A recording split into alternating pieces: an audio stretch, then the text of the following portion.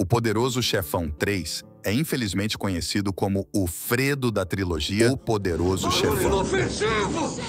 Besteira! Seu velho engranador, seu falso! A maioria de nós tenta evitar este filme ao rever a saga, porque comparado aos seus predecessores, que são dois dos maiores filmes já feitos, ele simplesmente não chega perto da genialidade dos dois primeiros. E é compreensível, pois tem muitos aspectos negativos e problemas que tenho certeza que você conhece. Mas uma coisa que parece ser frequentemente negligenciada e não realmente abordada é que a história em si é brilhante. A execução, no entanto, é outra história, mas o problema é que as outras questões ofuscam a história principal e diluem o que poderia ter sido um filme brilhante à altura dos anteriores. Na verdade, a maioria das pessoas que assistem ao filme ficam confusas e descontentes, não só por causa dos problemas gritantes que o filme tem, mas porque a história parece vaga e obscura, o que é lamentável porque tinha o potencial de encerrar a saga tão brilhantemente quanto começou. Então, após vários pedidos, finalmente vamos dissecar o Poderoso Chefão 3. Os Corleone estão prontos para depositar 500 milhões de dólares no Banco do Vaticano assim que o Sr. Corleone receber o controle majoritário da imobiliária. A imobiliária pode ser uma coisa Vamos nova. ver se, ao analisar a história, desvendar os diferentes enredos e esclarecer vários aspectos do podemos filme, mudar nossa opinião e, pelo menos, apreciar alguns dos pontos positivos que ele possui. Então, neste vídeo, vamos destrinchar o núcleo de toda a história. E uma vez que entendermos isso, o resto fará muito mais sentido.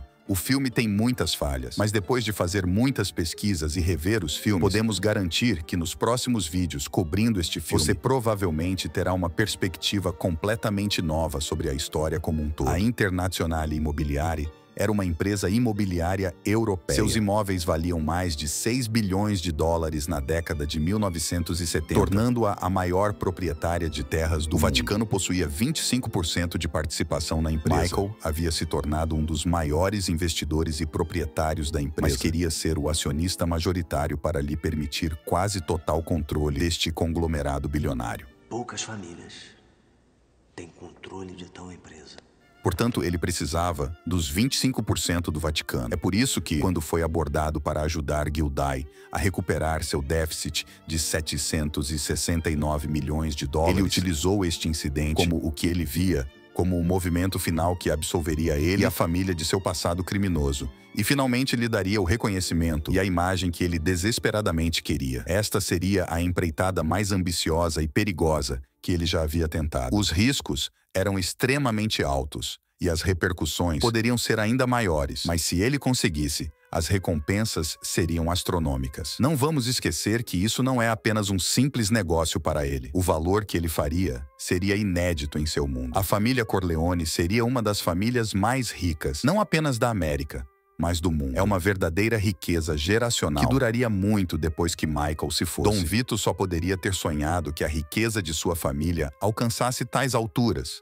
Mas mais uma vez, e como descobrimos mais tarde, Michael estava se envolvendo em algo incrivelmente perigoso, do qual desta vez ele não seria capaz de se recuperar. Somos reintroduzidos a um Michael Corleone muito mais velho, que parece ter se transformado completamente de um chefe da máfia para um CEO corporativo. Ele praticamente reestruturou sua imagem e a da família, afastando-se de seu passado mafioso para agora estar fortemente envolvido em projetos filantrópicos e de caridade.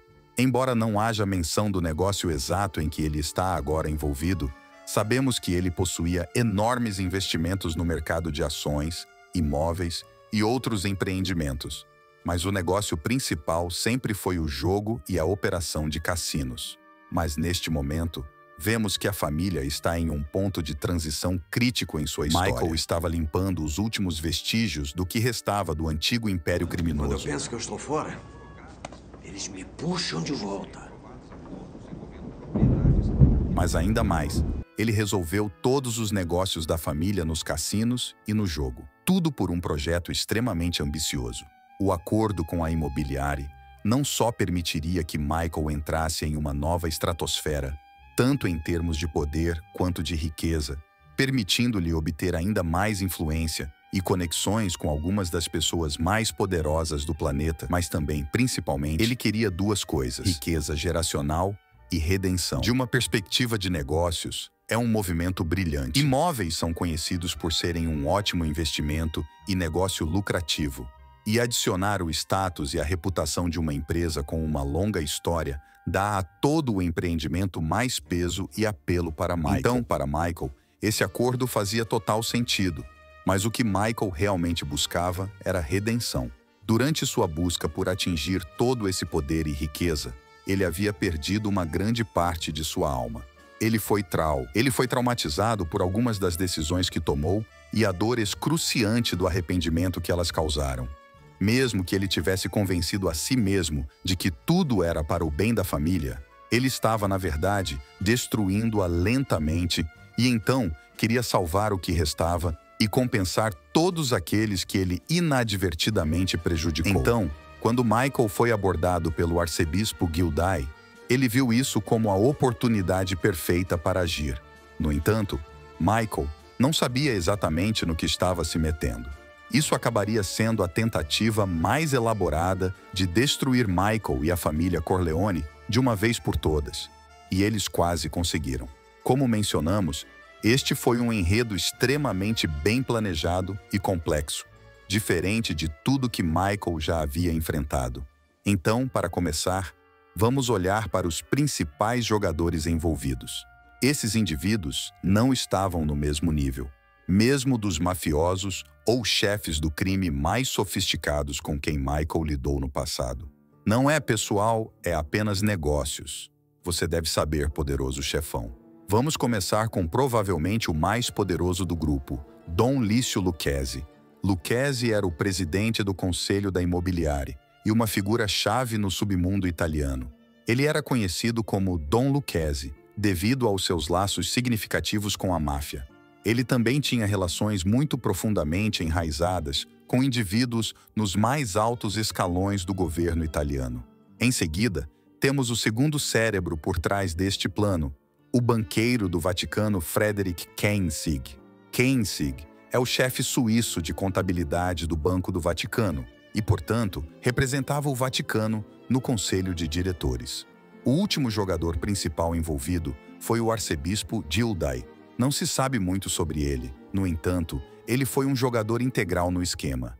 Ele explorou sua posição e o nome do Vaticano para roubar milhões de dólares para ele e seus parceiros. Finalmente, embora não seja um jogador principal no esquema geral, ele desempenhou um papel muito importante em auxiliar os esforços dos outros três. Este foi o aparentemente velho e fraco Dom Osvaldo Altobello. Altobello foi um amigo de Don Corleone durante a Proibição, no qual ele se tornou padrinho de Connie. Ele mais tarde assumiria o que restava da família Tattaglia, fazendo uma ascensão rápida à proeminência. E por causa de seu relacionamento pessoal com a família Corleone, ele foi permitido a se juntar à comissão por Michael.